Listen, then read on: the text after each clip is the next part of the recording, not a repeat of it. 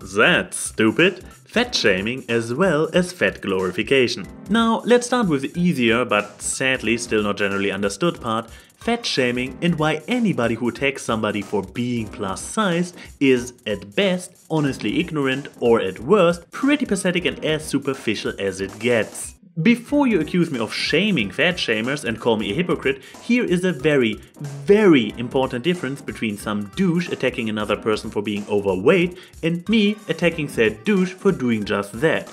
Choice. The douche can always choose to not insult people's appearance. Somebody who is overweight cannot simply stop being fat.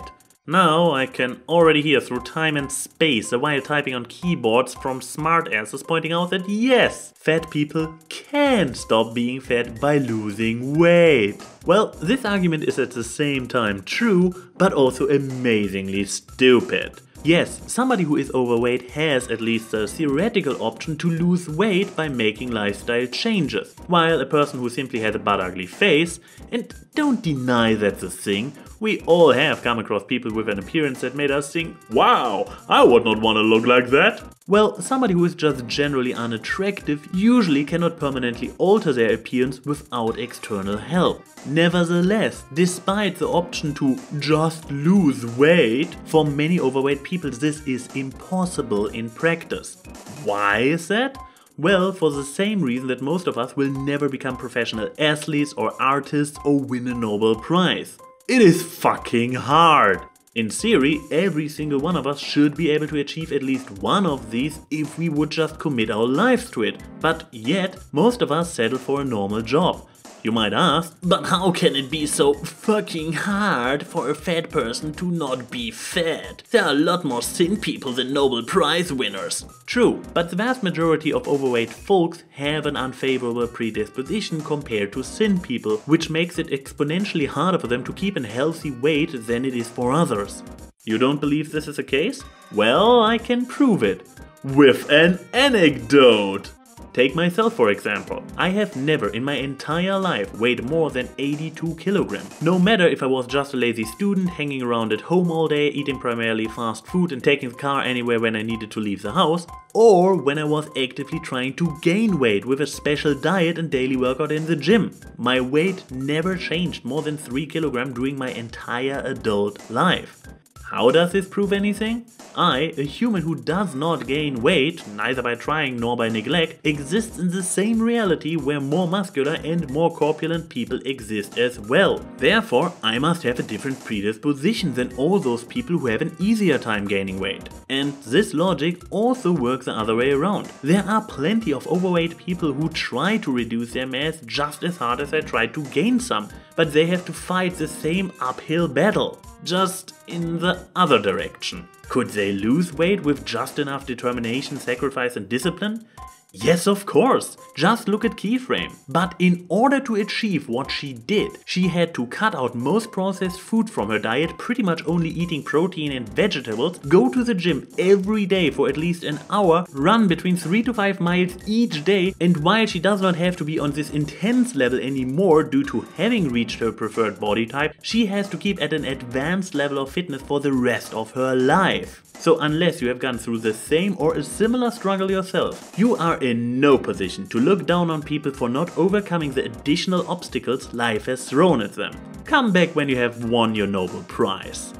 So yeah, I guess at this point it's pretty clear where I stand on this matter. However, there are some people out there who take the idea of standing against fat shaming to the opposite extreme and outright glorifying corpulence. And I am not talking about a little bit of chubbiness.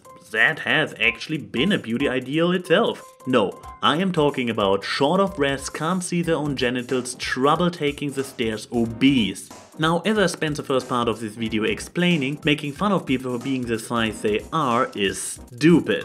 If you see some dickhead giving somebody else a hard time for their extra kilos, the right thing to do is to stand up for the victim. However, this does not include attacking people who give legit criticism. Being overweight is a very real health issue. Short breath when you have to climb some stairs and sweating more on average are just superficial symptoms. A high amount of body fat often comes with high blood pressure, high cholesterol and high blood sugar, which in return can cause strokes, heart diseases and diabetes. The extra weight on your joint potentially causes osteoarthritis. Other known risks are sleep apnea, liver issues, kidney issues and even certain types of cancer. All this combined reduces your life expectancy significantly. Being overweight is not healthy.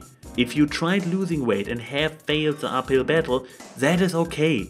We all struggle constantly with our own challenges. But it is great that you have tried, and you should continue doing as much for your health as you can muster. But to everybody out there who defends overweight people by denying the proven negative effects it has on your body and tell them that they should not even try to change, you are actively contributing to their declining health. To the oversensitive and paranoid SJWs who are triggered by a Sin Ursula cosplayer, by a dad making a bet with his son about him losing weight, or a fucking post of a healthy meal. Grow the hell up. You are not helping anybody by attacking people for being healthy and throwing buzzwords at them like fat erasure, sin privilege, or the nowadays ever-present offensive. Keep your self-righteous anger for the actual bullies. Glorifying being overweight and attacking people who don't is just as damaging to society and hurtful to individuals as fat shaming, just in a very different way. Here is how you should handle your fellow humans' weight issues as a mature and reasonable person. Don't make their size the defining issue of your relationship. If the topic comes to their weight, be honest without being unnecessarily mean. And if they have any plans to improve their health, be supportive and encouraging. Just don't go for either extreme, no matter if shaming or glorifying, because that's stupid. Hey guys, one final thought about this entire topic.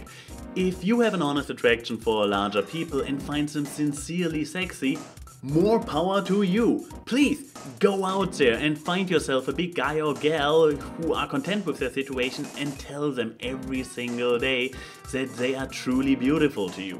Just don't discourage any attempts on their end to lose weight.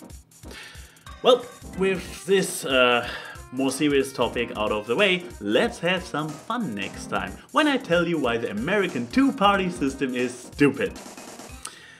Why do I keep doing this to myself?